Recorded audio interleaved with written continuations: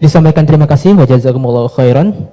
Ibu Bapak yang kami hormati, acara selanjutnya adalah sesi tanya jawab. Di sini kami akan membuka 3 penanya baik dari daring maupun luring. Namun di sini saya akan mohon izin Ustadz, ada titipan dari dosen UI, namun saya sampaikan di akhir nanti. Akan kami buka 2 penanya dari daring dan 1 dari luring. Mungkin dari Ibu Bapak ada yang ingin bertanya? 1, 2, oh baik.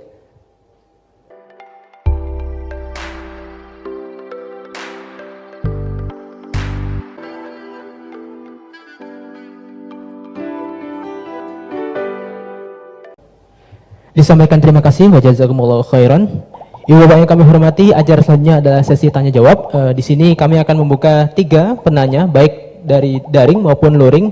Namun di sini saya akan mohon izin Ustadz, ada titipan dari dosen UI, namun saya sampaikan di akhir nanti.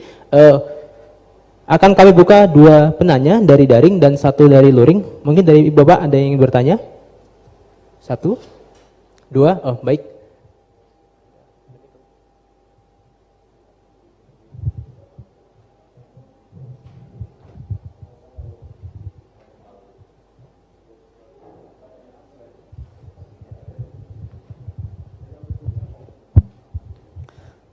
Assalamualaikum warahmatullahi wabarakatuh. Mohon berkenan Gus, saya mau bertanya karena saya bodoh akan bertanya kepada yang pintar ini, biar nggak disalahkan. Mana ya, langsung ke pertanyaan, lebih penting mana antara pintar dengan cerdas? Karena ada anekdot Madura itu. Ya. Karena orang Madura kan terkenal anekdotnya ya. Pada suatu saat di sekolah SD itu ada upacara, kemudian ada di anekdot itu ada menteri yang menanyakan kepada salah satu guru bahwa tiang bendera ini berapa tingginya. Oleh guru itu manggil murid untuk naik ke tiang bendera itu untuk mengukur tingginya tiang bendera itu. Kemudian sama seorang pejabat itu ditegur, kenapa susah-susah dinaikin tiang bendera itu? Enggak ditidurkan aja biar tidak mengundang bahaya. Dijawab oleh seorang guru tadi, tadi Bapak kan menanyakan tingginya tiang bendera. Kalau ditidurkan itu bukan tingginya, tapi panjangnya. Nah, itu kan panjangnya bukan tingginya. Jadi kalau menanyakan tingginya maka harus dinaikkan dulu, diukur ke atas. Nah itu terkait dengan anekdot itu, saya bertanya itu ya penting mana atau lebih utama mana antara pintar dengan cerdas. Terima kasih Gus. Ini karena pertanyaannya anekdot, saya jawabnya juga anekdot. Itu kalau kita di pesantren itu gudangnya, itu kan biasanya korbannya orang Madura, tuh kasihan juga sama orang Madura. Itu kalau mereka ketangkep polisi ditanya, sudah tahu ini pelanggaran, tahu Pak? Kenapa tetap melanggar? Gak tahu Bapak di situ sih. Jadi itu kan cerminan pikiran kita semua. Kalau gak melanggar itu bukan karena takut aturan, takut ketangkep polisi. Sudah tahu kalau pelanggaran, tahu Pak. Kenapa melanggar? Enggak tahu Bapak di situ. Ribet kan? Nah, tapi sebetulnya jawaban dari pertanyaan jenengan itu ya sebenarnya Anda pasti tahu lah. Ini kan antara cerdas dan pinter itu mungkin ya pinter itu ya cerdas, cerdas ya pinter. Yang jelas mengetahui sesuatu yang semestinya itu ya kecerdasan, dan mengetahui itu ya namanya pinter gitu. Cuma tadi yang menterinya memang tanyanya ketinggian, di mana-mana yang bentuk tinggi itu ya begini gitu kan. Kalau begini orang sudah bilang bentuk panjang gitu. Jadi ya dalam hal ini ya pinter dan cerdas anak SD tadi yang naik tadi. Karena ya tetap dia memang benar-benar ngukur ketinggian itu, bukan kedataran. Nanti lama-lama ini bukan panjang Pak, tiduran. Tapi itu memang di beberapa dunia wali itu dunia yang memanfaatkan kepintaran dan kecerdasan. Misalnya banyak wali yang ibadahnya itu biasa. Ditanya, kenapa kamu ibadahnya biasa? Loh, Allah itu enggak diuntungkan oleh ibadah saya. Ya sudah, saya ibadah standar saja lah yang wajib-wajib. Makanya di dunia wali itu lebih ngeri guyonannya. Ada seorang wali doa di multazam, ya Allah ampuni dosa saya, ampuni dan ini tempat mustajab, saya berdoa supaya saya tidak dosa lagi. Itu jawabannya unik. Kalau orang tidak dosa, sifat ghafur saya nganggur nanti. Jadi saya ini ghafur itu pemaaf. Kalau nggak ada yang salah, lalu ini gimana ini? Nggak ada objeknya lah kira-kira gitu. Jadi hubungan wali dengan Tuhan dulu itu ya asik, karena ya memang agama ini datang dengan keasikan. Makanya disebut halawatal iman. Halawah itu nyaman, indah. Makanya Nabi itu kalau mensifati sholat, wa qurratu aini fi sholat, nyaman saya ketika sholat, karena Allah itu jamil, Allah itu indah, sehingga ya nyaman. Lalu saya itu kalau mikir mati itu Pak Rektor itu ya takut kadang-kadang, wah dikubur terus ditinggalkan gitu, ribet kan. Tapi kalau setelah saya ngenangen, dulu ketika saya janin di perut ibu ya nggak tahu cara hidup, ternyata saya hidup dengan cara yang saya nggak tahu. Wong bisnis agak bisa, kerja agak bisa. Kamu ketika jadi janin kan sudah ada nyawanya, sudah hidup. Kamu bisa ngelola hidup kamu di situ. Tidak bisa kan? Ternyata bisa hidup. Makanya Allah mengingatkan wa id antum ajinnatun fi butuni ummahatikum. Kalau kamu janggal hidup kamu di kuburan, apa kamu tidak pernah hidup di kuburan? Yaitu ketika kita masih janin di perut ibu. Kalau ibu kamu senang renang, ribet kan, sudah dalam perut, orangnya renang lagi. Udah gitu. Kadang-kadang ibu kamu sembrono, sudah ada janin masih goreng-goreng. Kalau kepeletihan gimana itu? Tapi Allah tahu cara ngelola kehidupan kita zaman masih apa? Janin. Ya kita hidup, ya ada bayi yang gendut, bahkan sampai disesar karena saking gendutnya. Wah itu bayi tauhidnya tinggi, sudah tahu kalau yang ngurusi Allah, ndablek saja dia sampai gendut. Ya artinya kalau sedang lihat itu ya sudahlah. Zaman saya hidup ketika janin ya tidak tahu caranya hidup. Ternyata ya hidup. Ketika kita jadi zigot, jadi apa, masih mani, masih sperma, nggak tahu caranya jadi orang, ya tahu-tahu jadi orang. Kita nggak tahu kenapa mani yang gitu ada jadi rambut, hidung, jadi macam-macam. Setelah besar ya tahu proposal, tahu bulat, macam-macam. Wah. Makanya kalau kiai itu pinter anekdot. Saya pernah disewani istri Pak Rektor, melarat sekali, melarat betul. Melarat jelek, kebetulan yang tanya saya itu jelek. Wah beneran ya kata saya. Istri perempuan, Gus suami saya itu miskin Gus, doain kaya Gus, supaya hidup saya itu enak. Terus tak guyoni. Nanti kalau suami kami kaya, pertama yang dievaluasi, rumah Gus ganti, ya rumah diganti, mobil diganti, lama-lama yang diganti kamu. Karena apa? Rumah sudah bagus, mobil sudah bagus, yang nggak bagus itu kamu. Pasti diganti, tak jamin itu kata saya itu. Terus dia bilang, ya udah nggak usah Gus. Jadi untuk, karena saya ini ya mikir, saya ini kiai kan jaga image, sampai saya doakan tidak mandi kan jatuh. Ya sudah mendingan itu, mendingan tak kasih pengertian itu. Kalau suami kamu sudah kaya, kamu ganti apa? Rumah kan, terus mobil kan. Lama-lama yang dievaluasi apa? Oh kamu pasti apa? Istri kan. Jangan-jangan trennya orang kaya kan gitu kan. Trennya orang kaya kan, ya gitulah. Terus dia udah nggak usah. Jadi artinya itu kecerdasan. Kiai gitu itu kecerdasan. Karena kalau doa tidak mesti mustajab juga kan. Udah kiai top gitu, doanya ngobos juga kan, ribet kan. Akhirnya ya sudah gitu aja. Ya saya kira demikian. Tes. Bismillah. Assalamualaikum warahmatullahi wabarakatuh. Gus, saya yang bertanya, tadi antum sempat membahas tentang sifat-sifat Allah yang sempurna. Beberapa hari yang lalu ada teman saya yang tanya ke saya, Mbak Nafilah, kebetulan anak ini memang baru hijrah gitu ya, baru belajar Al-Quran, baru baca-baca. Dia tanya, Mbak Nafilah, Allah itu boleh nggak disifati sama sifat yang mohon maaf kurang baik seperti makar, penipu atau yang lain, karena Allah kan sangat sempurna. Dan dia kebetulan waktu itu dia lagi menyebutkan ayatnya ke saya yang wayamkurullah wayamkuruna gitu. Ya, wa makaru wa makarullah wallahu khairul makiri wa hum la yash'urun. Nah di situ dan di surat Al-Anfal juga ada ayat yang tentang Allah itu sebaik-baiknya tipu daya gitu, mempunyai tipu daya yang sebaik-baiknya. Nah itu kan menunjukkan kalau Allah itu punya sifat tipu daya. Jadi dia waktu itu agak ngotot ke saya, berarti Allah juga bisa dong disifatin sama sifat yang jelek-jelek yang seperti itu Mbak Nafila gitu katanya.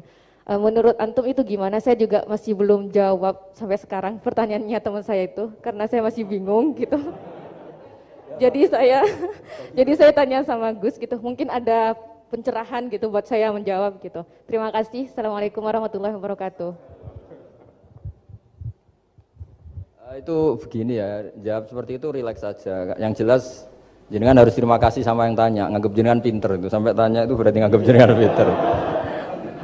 Itu satu prestasi, itu orang nggak semua orang ditanya itu. Itu begini ya kalau dalam ilmu balaghah. Makanya saya ini kan pengajar ya, pengajar fikih juga pengajar balaghah, juga pengajar tasawuf, pengajar mantek. Kalau di pesantren kan memang semua itu diajarkan Pak Fatullah. Ini juga dulu mondok di buyut-buyut saya di Kudus itu, di pondok tertua di Kudus buyut saya. Makanya hormat saya itu bukan karena beliau punya etika, memang aturannya harus hormat gitu. Saya juga harus hormat beliau karena beliau rektor, ya sudahlah saling menghormati.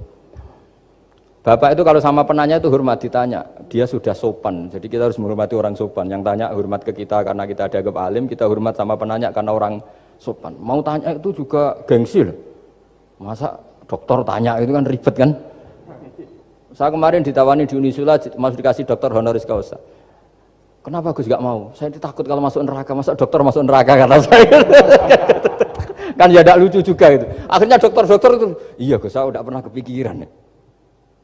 Akhirnya mereka terus mau udah takwa, udah Gus kita harus takwa kan malu dokter kok masuk neraka. Oh begini jawabnya ya. Semua ilmu itu harus kita pelajari karena melihat sisi ekstrimnya, sisi buruknya. Ya saya ulang lagi ya. Ilmu itu harus Anda pelajari karena melihat sisi ekstrimnya, sisi buruknya kalau kita tidak tahu. Sehingga dengan cara itu kita tahu secara serius. Misalnya nikah sekali gak sah kategorinya zina. Misalnya.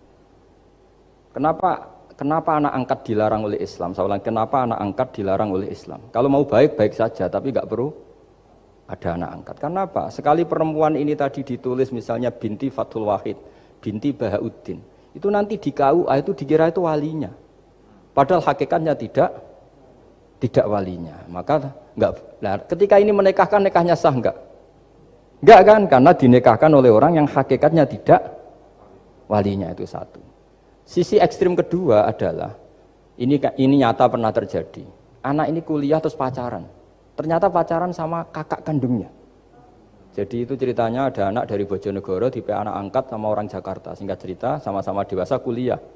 Sampai pacaran sampai mau kawin. Nah, pas mau kawin itu yang lamar adalah Pak D-nya. Pak D yang Bojonegoro datang ke Jakarta. Terus dia ngetik, ini kok rumah yang dulu saya titipin ponakan saya. Ternyata itu adik kandung. Karena si adiknya tadi pakai binti langsung yang Jakarta, sehingga anak Bojonegoro perasaannya pacaran sama anak Jakarta. Nah, di sini kelihatan betapa hebatnya Islam ketika benar-benar melarang anak angkat dengan makna menasabkan. Kalau dengan makna kasih sayang nggak apa-apa ya, tapi kalau dengan makna menasabkan nggak boleh. Paham ya? Karena ada sisi ekstrim nanti bahayanya tadi.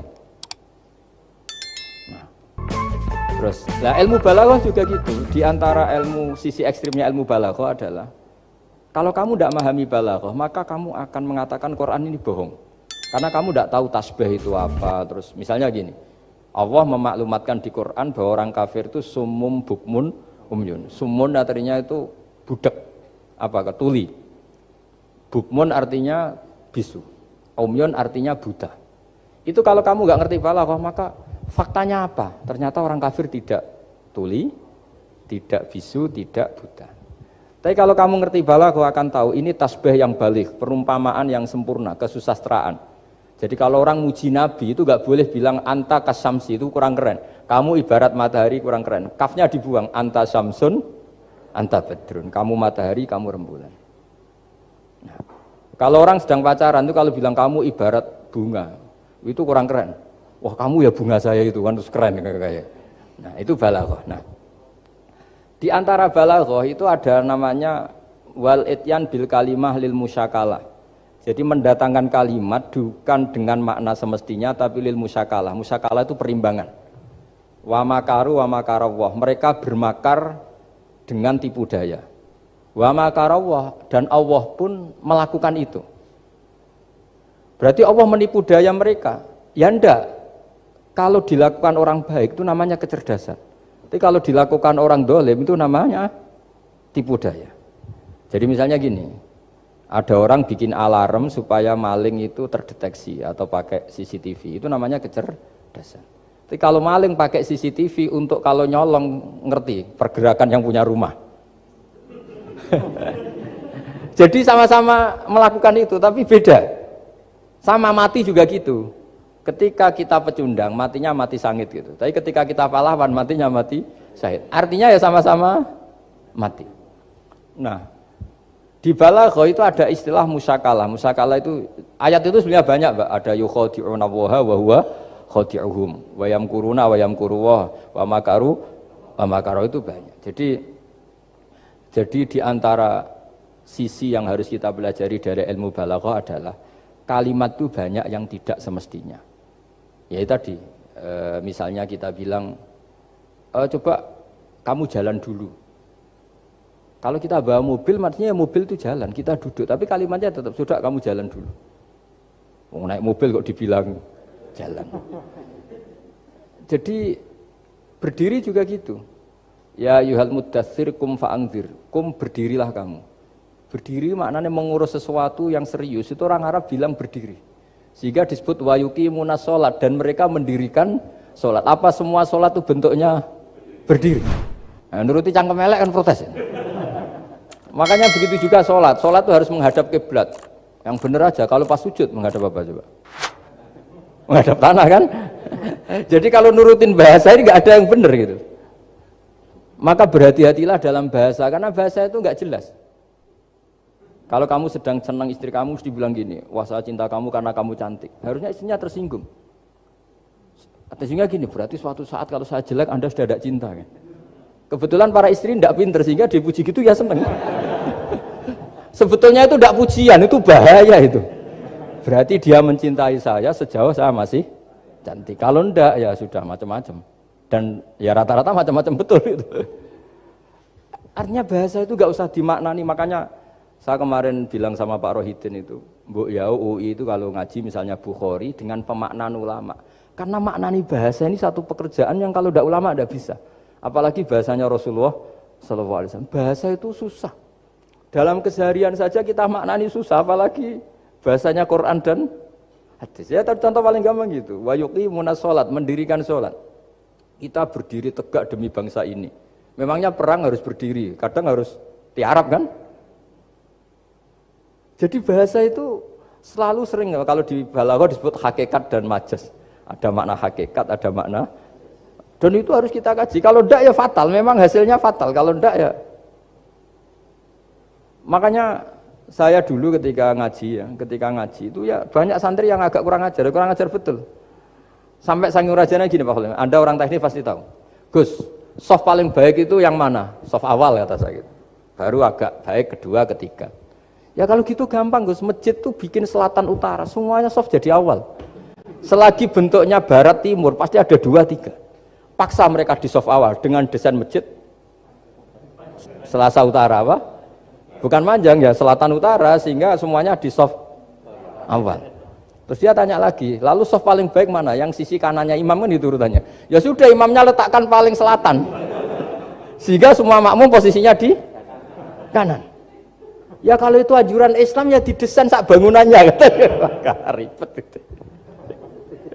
Coba kalau kamu jadi kiai ditanya gitu mangkel apa enggak? Wah ini kurang ajar betul orang ini. Selagi bangunannya memungkinkan soft 2, 3, pasti nanti ada soft 2 dan dipaksa saja, yaitu tadi bangunannya memanjang selatan utara, imamnya diletakkan paling selatan. Terus saya gantian tanya, lalu setelah begitu yang paling afdol siapa? Yang paling dekat? Ya sudah imamnya kerubuti saja. Gitu.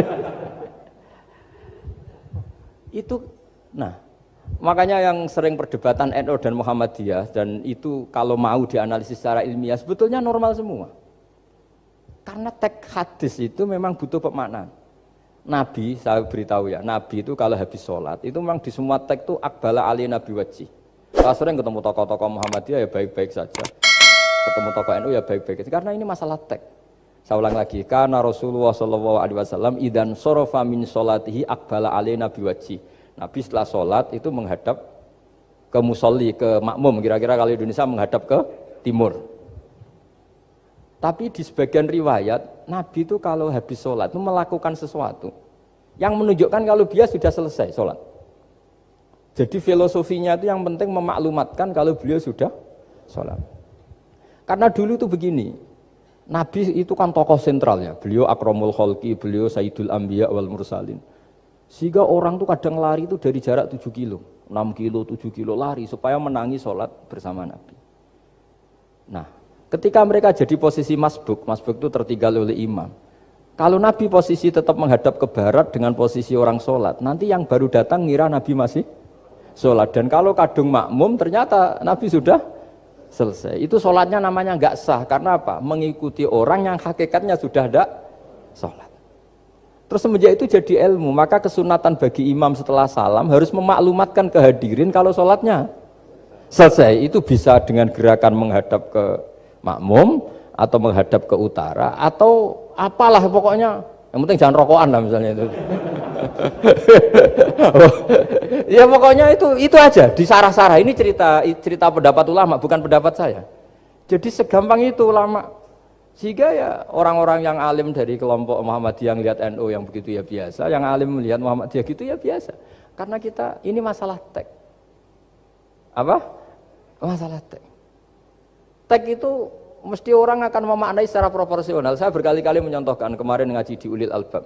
Wa ma min amin illa wa yukhayyalu takhsis. Tidak ada kalimat umum kecuali terbayang khususnya. Enggak boleh kalimat selalu umum. Misalnya saya contoh paling gampang itu tadi.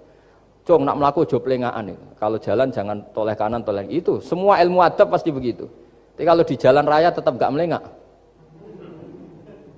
Tapi itu enggak diutarakan oleh orang tua kita karena anak ini pasti paham lah kalau mau nyebrang jalan ya harus. Tapi kalau kita nasihati kan tetap, Cung kalau jalan-jalan jangan lihat kanan, lihat kiri, jangan. Tapi hakikatnya sama. Cung kowe nak salat sing anteng tuh kan enggak gerak. Wah ya enggak sah, lah tahu enggak rukuk, enggak sujud, anteng aja. Ada ini cerita. Jadi kalimat itu sesuatu yang pemaknaannya itu pasti proporsional gitu. Kalau kamu salat dinasihati gimana? Sing anteng. Ya, sholat kalau anteng sah enggak kira-kira? Enggak sah kan berarti enggak rukuk, enggak sujud kan anteng aja diam aja.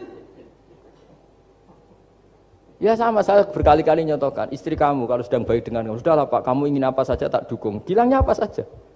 Tapi kamu jawab, saya ingin poligami. Wah, perkara itu. Padahal bilangnya apa saja.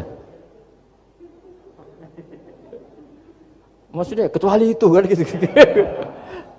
Nah, ya makanya ini cerita lah. Quran itu ada sekian kalimat yang maknanya itu proporsional. Seperti wa makaru. Jadi misalnya gini ya, contoh paling gampang yang populer. Nabi di Gua Thur. Gua Thur itu ya gua Arab ya. Kedalamannya enggak banget dalam. Terus Allah merekayasa itu dengan cara ada laba-laba yang masang jaringnya di situ, terus ada burung dara yang di situ. Itu ya disebut makruh, rekayasa Tuhan. Tapi orang pasti sepakat itu namanya kecerdasan. Karena orang kafir yang mengklaim dirinya cerdas, dirinya terlatih, dirinya ahli mendeteksi musuh, ternyata hanya ditipu seperti itu, nggak tahu. Nah karena ini pekerjaan kesalehan disebut kecerdasan. Apa disebut? Tapi andaikan sebaliknya, nyuwun sewu, ada orang lari dari kejahatan, terus merekayasa seperti itu disebut rekayasa karena bentuknya kejahatan. Jadi ada sesuatu yang sama, tapi ketika dilakukan orang soleh itu baik, karena nanti itu disebut kecerdasan. Kalau dilakukan orang dolim itu buruk, karena itu disebut rekayasa. Ya kira-kira seperti itu. Baik, mohon izin satu lagi Ustaz dari komentar YouTube dari Bapak Kristiano Sulistianto. Gus, bagaimana dengan orang bodoh yang dijadikan sebagai pemimpin? Bagaimana dengan pertanggungjawabannya? Sekian Ustaz. Begini ya, kalau bodoh dengan makna kita ini kan biasa mengkaji Quran ya, terutama kita yang di pesantren, yang dosen VAI atau siapa saja yang nekuni ilmu Quran. Ada sisi manusia itu punya sifat permanen yang oleh Allah disebut wa kanal insanu dzaluman jahula. Manusia itu banget bodohnya kata Allah. Sudah banget bodohnya, banget dolimnya. Sehingga kita bilang bodoh itu sebenarnya bukan ngenyak ya. Ya memang manusia mau tidak mau harus bodoh lah. Teorinya gampang, yang perlu diketahui itu kan banyak. Toh kita harus dititipi ilmu hanya sedikit. Dari yang banyak tahu sedikit itu namanya apa coba? Bodoh kan? Jadi sifat bodoh itu tidak perlu kita hindari banget. Mbok kita sudah alim, sudah alama, sudah apalah, tetap ada saja yang kita tidak tahu kan. Lalu pertanyaannya, gimana kalau orang bodoh itu mimpin? Bodoh apa? Kalau bodoh tentang uang ya bagus. Makanya Nabi pernah ngintikan aksaru ahlil jannah al-bulhu. Nanti penduduk surga terbanyak itu orang-orang bodoh. Misalnya ada rektor, menteri, pejabat, gak pernah korupsi. Itu teman-temannya bilang pinter apa bodoh? Teman yang kroni itu bilang apa? Bodoh kan, oh punya kesempatan, oh tidak diambil, itu namanya bodoh. Tapi kalau malaikat bilang ini pinter gitu, karena bisa mengendalikan apa? Nafsu. Nah, makanya kalau pertanyaannya gimana hukumnya orang bodoh yang mimpin? Bodoh apa? Kalau bodoh cara mimpin ya memang keliru betul, wong bodoh cara mimpin kok tetap mimpin. Tapi kalau dia bodoh, nggak tahu caranya korupsi, nggak tahu caranya selingkuh, nggak tahu caranya nggak bener, itu ya pinter itu. Karena Nabi itu yang unik, kadang muji itu aksaru ahlil jannah al-bulhu, masyhur hadis itu. Kebanyakan penduduk surga itu orang-orang bodoh. Sampai Mbah Mun tuh kalau guyon ya lebih guyon timbang jenengan. Kata Mbah Mun gini, aku itu saake hak, suar wargane wong-wong bodoh, saake, kenaan malaikat. Kan di surga itu orang akan dikasih sesuai keinginannya. Wong desa-desa itu taunya makan enak kan jadah, terus uduk gitu. Terus bayangkan cantik tuh ya orang ya kayak gitulah, orang desa rodok melek sidik ya cantik, terus bangir sidik ya cantik. Karena surganya memberi yang diinginkan, akhirnya menunya ya itu saja. Karena dia kan nggak pernah makan pizza, terus nggak pernah melihat orang cantik Pakistan, Turki, jadi seleranya ya itu. Jadi kata Mbak Mun, mulane wong sing pengalaman, jadi kok surgane mewah. Itu kan bayangkan kamar mandi, mungkin ya kamar mandi di kampungnya kan itu udah bagus ini. Ya saya tidak tahu apa betul begitu apakah ini guyon. Nah bodoh ya seperti itu. Jadi kalimat bodoh itu ada bodoh beneran, itu memang bener-bener bodoh. Tapi di beberapa ilmu tasawuf, bodoh itu kadang dipuji. Yaitu tadi aktaru ahlil jannah al-bulhu. Kebanyakan penduduk surga itu orang bodoh ya kayak kita. Kalau kita rektor atau menteri keuangan atau pejabat kok tidak korupsi, itu kata teman-teman KKN kita itu apa namanya? Bodoh kan, ada kesempatan kok nggak dimanfaatkan. Tapi kata orang-orang baik itu pinter. Pemimpin ya gitu Pak Rektor. Jadi saya merasakan jadi kiai. Saya itu nggak suka mimpin. Karena sebetulnya takut kalau orang ini tidak mandiri. Semua kok tanya kiai, semua tanya. Ya kadang orang saking percayanya kiai itu ngasih nama anaknya saja tanya kiai, padahal bisa baca kitab. Kadang ya dia doktor dari Al-Azhar. Ya kamu itu ngalim kok nama saja tanya kiai, apa memang kamu nggak bisa? Wah biar barokah Gus kalau nama dari jenengan, ribet kan? Ini kan ribet. Akhirnya saya tidak mau, barokahnya tidak mau itu terus mereka mau memberi nama sendiri. Makanya kata bapak saya itu kalau ono imam masjid wis tuwek ngimami terus iku gak istiqomah hak jenenge mau digenti. Jadi artinya kalau ada seorang imam masjid tuwek sudah batuk masih ngimami saja. Di satu sisi itu pinter ya, di mana-mana kalau ada yang tua sama yang muda ya didahulukan yang tua. Tapi kalau pertanyaannya itu kalau di bab adab. Tapi kalau nanti temanya regenerasi, ini tersangka enggak? Ya saya ulang lagi ya, ada imam tua sudah batuk-batuk. Kalau temanya akhlak dibenarkan. Di mana-mana kalau ada yang tua yang jadi imam ya tua. Tapi kalau temanya regenerasi, tersangka kan dia. Lah ini lainnya gimana ini kok enggak regenerasi? Artinya gini, makanya saya bilang kalimat bodoh beneran apa bodoh yang relatif nisbi. Jadi manusia itu seperti itu, makanya disebut wakanal insanu zaluman jahulah. Di bab adab dia benar jadi imam, tapi kalau babnya regenerasi salah. Makanya kalau jadi pemimpin berkali-kali, makanya benar Indonesia dibatasin 2 periode. Harusnya kalau teori pengalaman, benar mana presiden ketiga sama kedua? Benar ketiga kan lebih punya pengalaman. Tapi kalau dibalik, pakai teori regenerasi, memangnya orang Indonesia hanya dia tok yang bisa jadi presiden. Tapi kalau pertanyaannya, yang belum pernah jadi presiden sama yang pernah jadi presiden, kira-kira mimpinnya tahu mana? Ya kalau yang manusia itu bisa dibolak-balik gitu. Makanya saya berkali-kali bilang agama yang urusan sosial itu tidak ada pakemnya. Gimana hukumnya orang soleh berteman orang fasik yang dugem yang apa? Buruk. Enggak boleh orang soleh berteman orang fasik, takutnya ketularan. Tapi kalau dibalik, boleh nggak orang soleh membina orang fasik? Boleh, bisa bina kalau berteman. Kamu bisa bina orang tanpa berteman? Nggak bisa. Tapi kalau pertanyaannya, boleh nggak orang baik berteman orang buruk? Nggak boleh kan? Takut terkontaminasi. Tapi kalau dibalik, boleh nggak orang baik membina orang buruk? Boleh, bisa bina kalau berteman. Boleh nggak berteman sama orang buruk?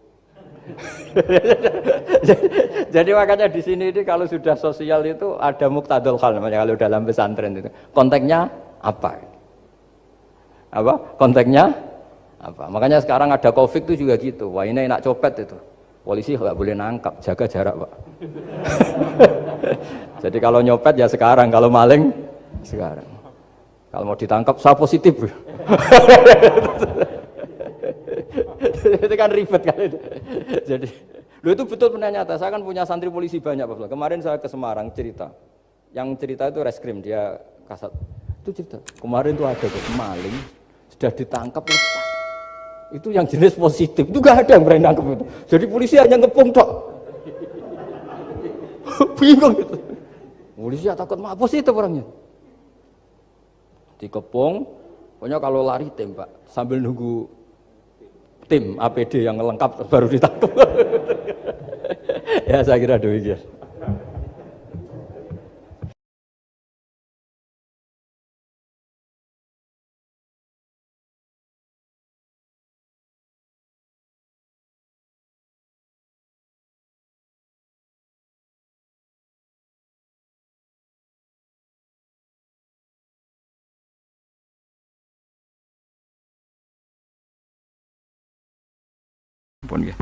Subhanallah wa bihamdihi adada khalqihi wa ridha nafsihi wa zinata arsyihi midada kalimati. Subhanallah wa bihamdihi adada khalqihi wa ridha nafsihi wa zinata arsyihi midada kalimati.